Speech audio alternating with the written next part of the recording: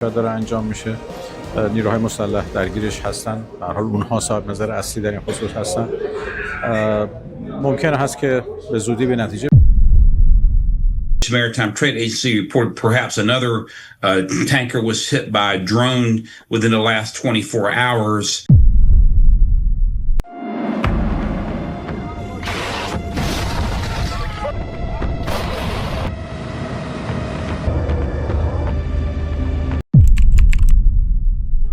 The 2 a.m. call nobody was supposed to hear. Something completely insane went down in the Persian Gulf over the last 48 hours, and if you only read the headlines, you miss the real story. At 2 o'clock in the morning, encrypted lines inside the Pentagon started flashing red. The White House cut off every single back channel. The quiet diplomatic talks everyone thought were happening, dead, completely scrapped. Donald Trump went straight to social media, laid down a hard line, and told the world that the United States was running a full naval blockade on Iranian ports. Then came the green light for Operation Black Dagger. In 90 minutes flat, the US military launched a strike so fast, so surgical, and so overwhelming that on paper, it looks like the cleanest victory in modern naval history. They didn't just hit targets.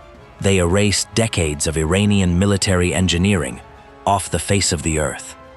Here is the dark, twisted reality that officials in Washington are sweating over behind closed doors. The Pentagon hit every single target without losing a single jet. But right now, the global economy is heading straight toward a brick wall. Global trade through the region has practically flatlined. How do you pull off a flawless, picture-perfect military victory and still end up with the entire world frozen in panic? To understand that, you have to look at the exact moment the room exploded.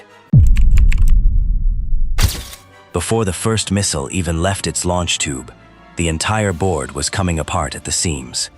Trump's post on Truth Social was direct and uncompromising.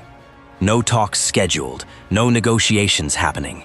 The naval blockade is active, and the US military is running the show. That single post set off alarm bells in every capital across the globe.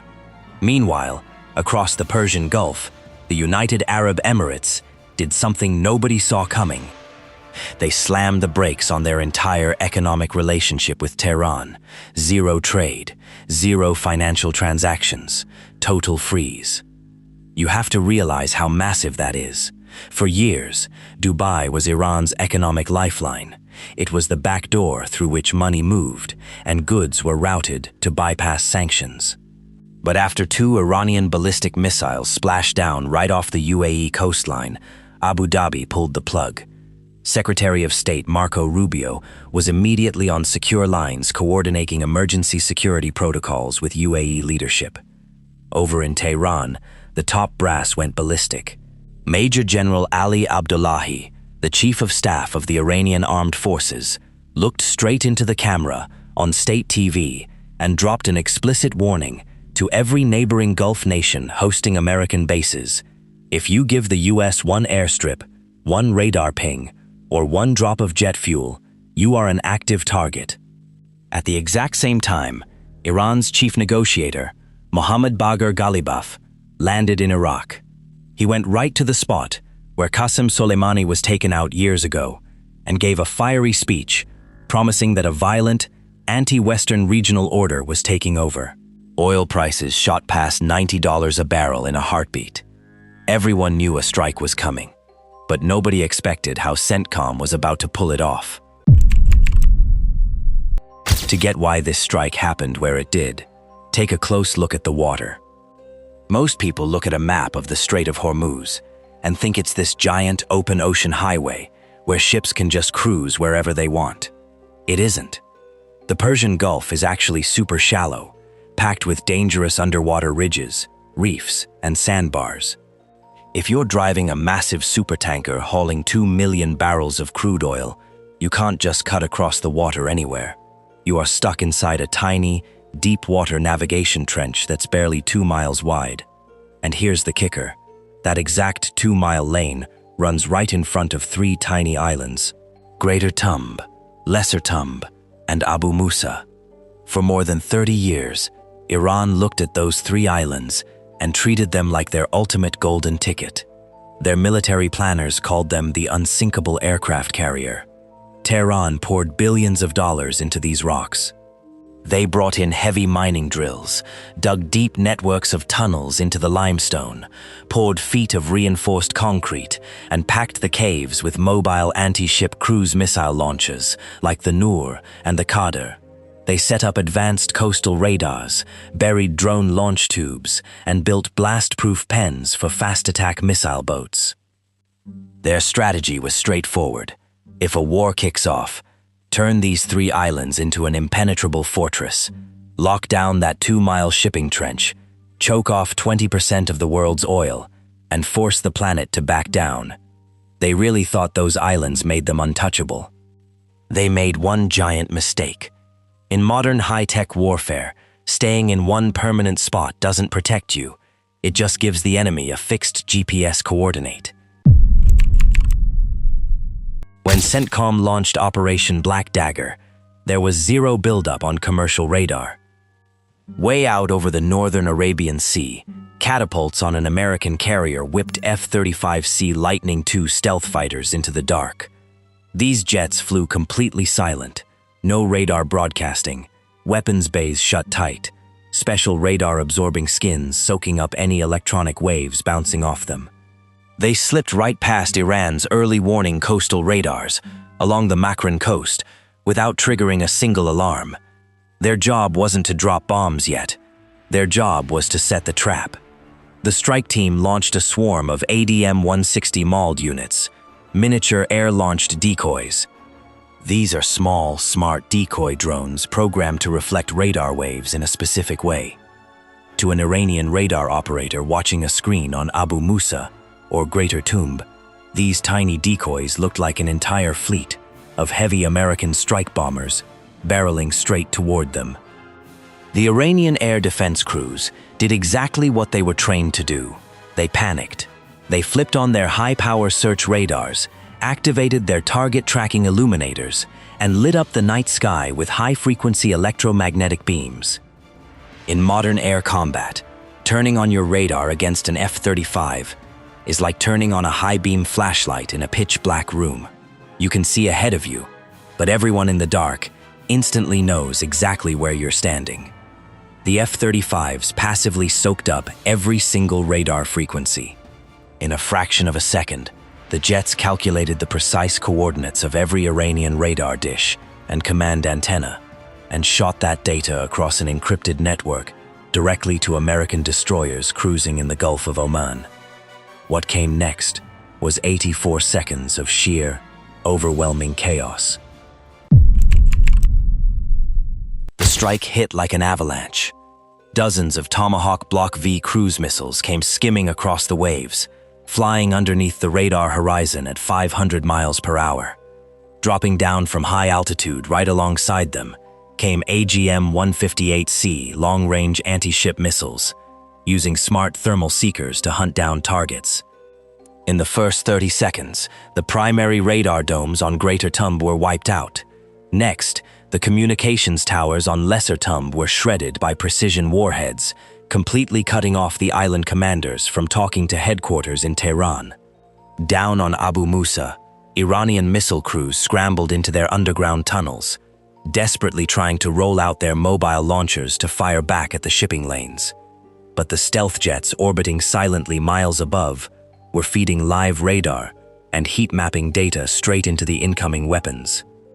Heavy bunker-penetrating missiles slammed directly into the concrete cave entrances.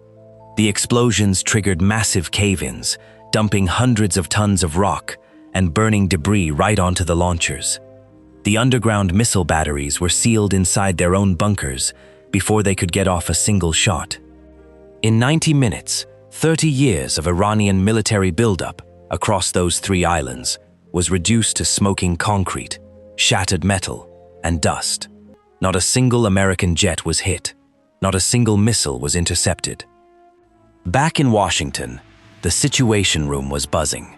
Trump jumped online to announce that the Strait of Hormuz was open, secured, and under the protection of the US Navy, while the naval blockade on Iran held firm.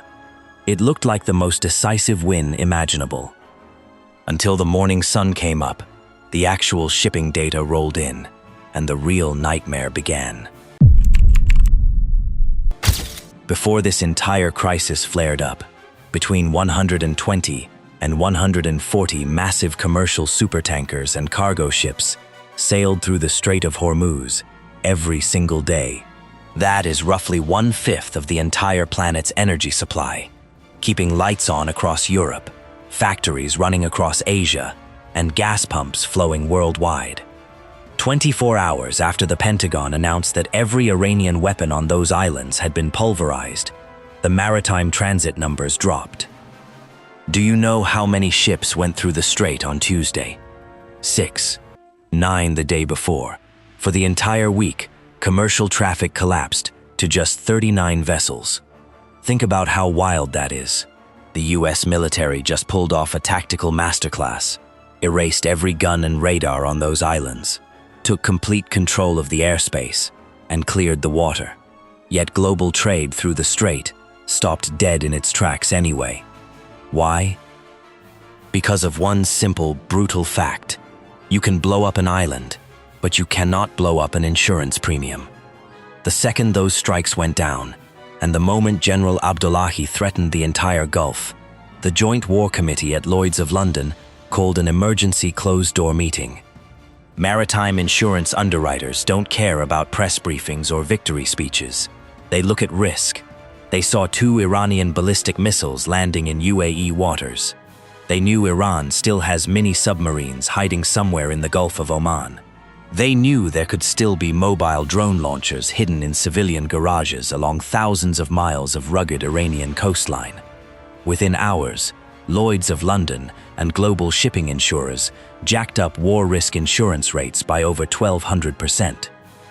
For a company operating a giant tanker hauling 2 million barrels of crude, the insurance cost just to drive through that narrow trench jumped from tens of thousands of dollars to millions of dollars for a single trip. If you're a shipping CEO in Greece, Japan, or Singapore, the math is simple. It doesn't matter if the White House says the water is safe.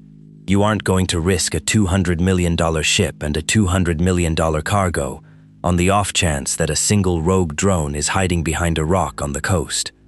That is the terrifying reality of modern conflict. The US military proved it can obliterate any physical target on the map in minutes.